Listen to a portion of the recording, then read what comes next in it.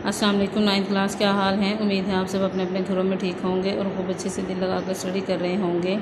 तो बच्चे, जैसे कि आपको मालूम है कि हमने इस्लामियत का फ़र्स्ट चैप्टर कुरान मजीद स्टार्ट किया हुआ है। प्रीवियस लेक्चर में हमने इसके फ़र्स्ट 2 क्वेश्चन आंसर पढ़े थे। आज जो है वो हम इसका नेक्स्ट क्वेश्चन पढ़ेंगे। तो चलिए देखते हैं इसका नेक्स्ट क्वेश्चन क्या है। फ़ज़ाइल कुरान पर नोट लिखें। ये हमारा लास्ट और थर्ड क्वेश्चन है कि कुरान के फ़ज़ाइल पर जो है वो नोट लिखना है। तो इसका आंसर जो है वो बच्चे पॉइंट्स की सूरत में है और आपने पॉइंट्स की सूरत में ही इसको जो है वो याद करना है। तो सबसे पहले इसका पॉइंट है सबसे ज़्यादा पढ़ी जाने वाली किताब। कुरान मजीद दुनिया की वाहिद किताब है जो सबसे ज़्यादा पढ़ी जाती है। कोई लम्हा ऐसा नहीं जब दुनिया के किसी न किसी कोने में इसकी तिलावत ना की जाती हो। किसी भी किताब को 1-2 बार पढ़ने के बाद आदमी उकताहट महसूस करता है। कुरान मजीद ऐसी किताब है जिसे बार बार पढ़ने से आदमी उकताहट महसूस नहीं करता। कि बच्चे ये एक वाहिद किताब है जो देखें दुनिया में बार बार पढ़ी जाती है। अगर आप मिसाल के तौर पर साइंस की बुक जो है वो पढ़ेंगे 2 से 4 बार तो आप जो है वो उकताहट महसूस करेंगे, थक जाएंगे। लेकिन कुरान मजीद जो है वो एक वाहिद किताब है जिसको बार बार पढ़ने से भी आप जो है वो उकताहट महसूस नहीं करेंगे। तो हमारा नेक्स्ट पॉइंट है आसान किताब। कुरान मजीद ऐसी किताब है जिसे एक नाबालिग बच्चा बड़ी आसानी से हिफ्ज़ कर लेता है, कि बड़ी आसानी से ज़ुबानी जो है उसको याद कर लेता है। कुरान मजीद बेशुमार अल्फाज के सीनों में महफूज है, कि बहुत दुनिया में बहुत ज़्यादा लोगों के सीनों में जो है वो महफूज है। ना सिर्फ कुरान मजीद का तर्ज़ बयां आसान है, कि इसका ना सिर्फ बयान करने का तरीका जो है वो आसान है, बल्कि इसकी तालीमात भी बहुत सादा और आसान है जिन पर हर शख्स आसानी से अमल कर सकता है। यही वजह है कि अल्लाह ताला ने फरमाया वलाकद यस्सरनल कुरआन लिज़्ज़िक्रि फ़हल मिन मुद्दाकिरिन। ये सूरह कमर की आयत नंबर 17 इसका तर्जुमा है। और बेशक हमने कुरान को आसान नाजिल किया, बस कोई है जो इससे नसीहत हासिल करे।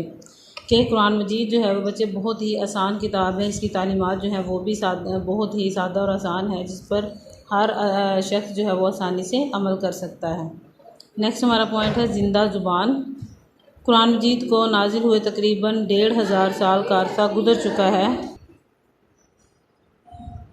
इसकी ज़ुबान आज तक महफूज है और दुनिया के खित्ते में बोली जाती है। ये कुरान मजीद की सदाकत की अलामत है। कुरान मजीद से पहले नाजिल होने वाली तमाम आसमानी कुतब अपनी ज़ुबान को महफूज ना रख सकी। दीगर आसमानी कुतब की ज़ुबान आजकल मतरूक है। इन कुतब के सिर्फ तराजम मिलते हैं, कोई भी किताब अपनी नाजिल होने वाली ज़ुबान में मौजूद नहीं। कि बच्चे देखें कुरान मजीद अरबी में नाजिल हुआ था और आज तक जो है वो अरबी में ही है और क़यामत तक जो है वो इसी ज़ुबान में रहेगा। इससे पहले जो किताबें नाजिल हुई थी आप जानते हैं कि उनमें बहुत ज़्यादा रद्द-बदल हो चुका है, उसकी ज़ुबानें जो हैं वो चेंज हो चुकी हैं। लेकिन कुरान मजीद वाहिद किताब है जो अपनी असल हालत में मौजूद है।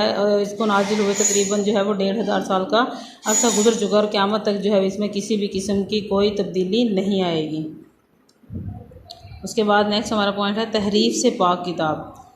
कुरान मजीद वाहिद आसमानी किताब है जो हर किस्म की तहरीफ से पाक है। इसकी तालीमात वही है जो रसूल अकरम सल्लल्लाहु अलैहि वसल्लम पर वही की शक्ल में नाजिल हुई, कि इसमें जो है कोई भी तब्दीली नहीं हुई। इसमें सिर्फ वही कुछ है जो हुज़ूर पाक सल्लल्लाहु अलैहि वसल्लम पर अल्लाह ताला ने नाजिल फरमाया था। दीगर आसमानी कुतब के बारे में हमें कुरान मजीद बताता है कि इनके पैरोकारों ने इनमें बेशुमार तब्दीलियाँ कर दी, क्योंकि इनमें से किसी किताब की हिफाजत का ज़िम्मा अल्लाह ने नहीं लिया था। कुरान मजीद के मुतालिक अल्लाह ताला का वादा है इन्ना नहनु नज़्ज़लना ज़िक्रा व इन्ना लाहु लहाफ़िज़ून। ये सूरह हज्र की आयत नंबर 9 तर्जुमा है, बेशक हमने इस ज़िक्र को नाजिल किया और हम ही इसकी हिफाजत करने वाले हैं। कि देखें तहरीर से पाक, इसमें किसी भी किस्म का बच्चे जो है वो रद्द-बदल नहीं हो सकता। क्यों? क्योंकि इसके जो है वो इसका ज़िम्मा अल्लाह ताला ने लिया है। अल्लाह ताला ही इसकी हिफाजत करने वाले हैं। और आपको मालूम है कि जिस चीज़ का ज़िम्मा अल्लाह ताला ले उसका कोई भी जो है वो कुछ नहीं बिगाड़ सकता। तो इसकी कुरान मजीद की हिफाजत का ज़िम्मा जो है वो अल्लाह ताला ने लिया है, इसलिए आज तक इसमें किसी भी किस्म की तब्दीली नहीं हुई और ना ही क़यामत तक होगी। नेक्स्ट पॉइंट है किताब हिदायत। दुनिया की किसी किताब के बारे में ये दावा नहीं किया जा सकता कि वो लोगों को गुमराही से निकाल कर हिदायत की तरफ लाती है। कुरान मजीद वाहिद किताब है जो लोगों के लिए हिदायत का बाइस है। कुरान मजीद पढ़कर इंसान की ज़िंदगी में एक इनकलाब आ जाता है। इंसान गुमराही के रास्तों को छोड़कर हिदायत की राह इख्तियार कर लेता है। कुरान मजीद में इरशाद रब्बानी है, शहरु रमज़ान लज़ी उन्ज़िला फ़ीहिल कुरआनु हुदन लिन्नासी। ये सूरह बकरा की आयत नंबर 185 है। इसका तर्जुमा है, रमज़ान का महीना वो है जिसमें कुरान मजीद उतारा गया जो लोगों के लिए हिदायत है। कि देखें बच्चे, ये एक वाहिद किताब है जिसके ज़रिए लोग जो हैं वो इससे रहनुमाई हासिल करते हैं और इससे रहनुमाई हासिल करके अपनी दुनिया और आखिरत जो है वो बेहतर बना सकते हैं, दुनिया और आखिरत में कामयाबी और सुरखरू हो सकते हैं। ये इसके अलावा और कोई ऐसी बुक नहीं है, कोई ऐसी किताब नहीं है जिस पर अमल करके इंसान जो है वो दुनिया और आखिरत में कामयाबी हासिल कर सकता है। उसके बाद नेक्स्ट हमारा पॉइंट है, जामिया कुरान के जामिया किताब के ये एक मुकम्मल किताब है। कुरान मजीद इंसानों के लिए ज़ाब्ता हयात है। इसकी तालीमात इंसानी ज़िंदगी के तमाम पहलुओं का अहाता करती है कि इस किताब में ज़िंदगी के तमाम पहलुओं के बारे में बच्चे मालूमात हैं। इसमें माशरत, मईशत, सियासत, इखलाक और ज़िंदगी के दीगर शोबों के मुतालिक जामिया तालीमात पेश की गई हैं। इबरत के लिए कुरान मजीद ने साबका अक़वाम के किस्से भी बयान किए हैं। इबरत मीन कि हम जो है वो इससे सबक हासिल करें और इसमें कुरान मजीद में बहुत से पिछली अक़वाम के जो है वो किस्से बयान किए गए हैं। उसके बाद हमारा नेक्स्ट पॉइंट है, आलमगीर किताब। कुरान मजीद वाहिद आसमानी किताब है जिसकी तालीमात पूरी इंसानियत के लिए है। आलमगीर के तमाम आलम के लिए ये वो किताब है। ये सिर्फ मुसलमानों के लिए नहीं बल्कि तमाम इंसानियत जो है वो इससे फ़ायदा हासिल कर सकती है।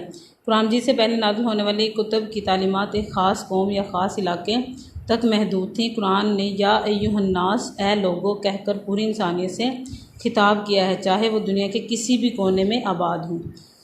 देखें यहाँ पर इन्होंने अल्लाह ताला ने कुरान पाक में ये बयान किया, या अय्युहन्नास के ए लोगों के अल्लाह ताला जो है वो लोगों से मुखातिब हुए हैं। ये किताब जो है वो किसी एक ख़ास कौम, मुल्क या इलाके के लिए नहीं है बल्कि तमाम इंसानों के लिए, चाहे वो दुनिया के किसी भी कोने में रहते हों।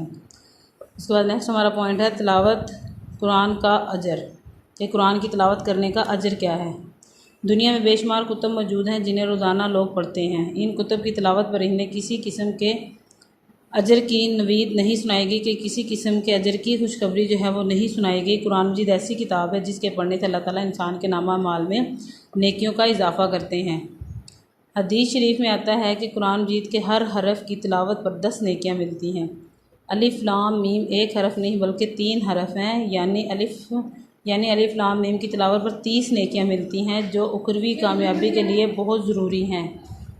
तो बच्चे ये देखिए, कुरान मजीद का अगर आप एक जो है वो हर्फ जो है वो तिलावत करेंगे तो आपको जो है 30 नेकियां, एक हर्फ तिलावत करेंगे तो आपको 10 नेकियां मिलेंगी। अलिफ लाम मीम जो है वो 3 हर्फ हैं तो आपको इसके बदले 30 नेकियां मिलेंगी। उसके बाद हमारा लास्ट पॉइंट जो है वो है दुनियावी और उखरवी सरबुलंदी।